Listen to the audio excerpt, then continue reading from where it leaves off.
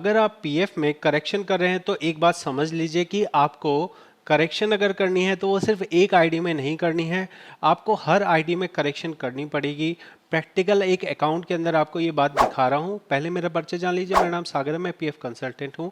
आपको यहाँ प्रैक्टिकल जानकारियाँ देता हूँ पीएफ के बारे में जो आपको किसी और चैनल पे या किसी भी वेबसाइट पे नहीं मिलेगी। सबसे पहले थोड़ा थ्योरी समझ लेते हैं, फिर मैं आपको प्रैक्टिकल समझाऊंगा। जब भी आप कोई करेक्शन कर रहे हैं तो वो सिर्फ और सिर्फ एक ही आईडी में हो रही है।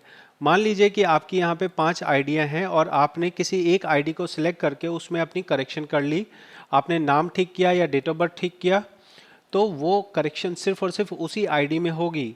ऐसे में अगर आपके पास कोई पुरानी आईडी भी है या दूसरी आईडी भी है जिसके अंदर आपके पैसे पड़े हुए हैं, तो जब आप उन पैसों को ट्रांसफ़र करेंगे तो आपको एरर आएगा कि आपका रिकॉर्ड मिसमैच है।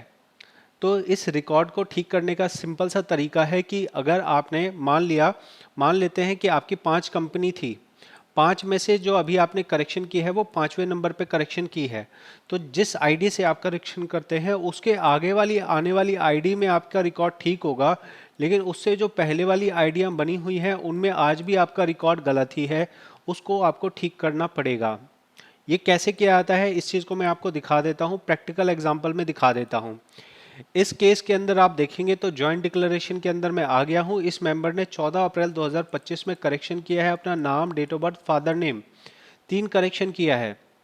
इस 3 करेक्शन को करके मेंबर को लगा कि हमने अपना रिकॉर्ड ठीक कर लिया है, क्योंकि इनके रिकॉर्ड में प्रोफाइल में इनका डेट ऑफ बर्थ ठीक हो गया, नाम ठीक हो गया, फादर नेम ठीक हो गया। लेकिन यहाँ पे काम अभी बाकी है। इस काम को करने के लिए अभी जितनी भी आईडी है सबके अंदर एक एक बार करके इन्हें करेक्शन लगानी पड़ेगी।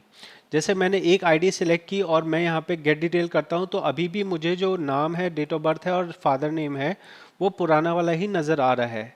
तो मुझे one by one her ID को खोलना होगा, one by one her ID में करेक्शन लगानी पड़ेगी, क्योंकि यहाँ पे हमारी आईडी 1 अक्टूबर 2017 के बाद की बनी हुई है, इसलिए मुझे किसी भी एम्प्लॉयर के अप्रूवल की ज़रूरत नहीं है, पीएफ ऑफिस के अप्रूवल की ज़रूरत नहीं है। सीधा सीधा अप्रूवल जो है वो हम तुरंत ही अपना अप्रूवल करते जाएंगे करते जाएंगे करते जाएंगे। इस तरह से आपके पास एक करेक्शन नहीं, अगर आपकी 5 आईडी है तो 5 करेक्शन आपके होने चाहिए। ज्वाइंट डिक्लेरेशन में आपको 5 करेक्शन नज़र आने चाहिए। तो अगर आप ये काम कर लेते हैं तो आपका रिकॉर्ड पूरी तरह से ठीक हो जाएगा। और अगर आप मेरे चैनल को सब्सक्राइब कर देते हैं तो मेरी कुछ इनकम बढ़ जाएगी और आप लोग एक तरह से थैंक यू बोल पाएंगे मेरे को कि हाँ जी थैंक यू, आपने हमें अच्छी जानकारी दी है।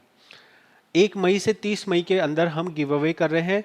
आज है 3 मई जब ये मैं वीडियो बना रहा हूँ। आप इस गिव अवे में पार्टिसिपेट करने के लिए बस सब्सक्राइब कर दीजिए। यहाँ पे मैं 2 विनर ऑलरेडी अनाउंस कर चुका हूँ, 1 तारीख और 2 तारीख को। 3 मई को जो विनर होंगे वो आप हो सकते हैं, आप इसे सब्सक्राइब कर सकते हैं और ये आगे भी चलता रहेगा। अगर आप बाद में ये वीडियो देख रहे हैं तो सब्सक्राइब ज़रूर करें। बहुत बहुत धन्यवाद।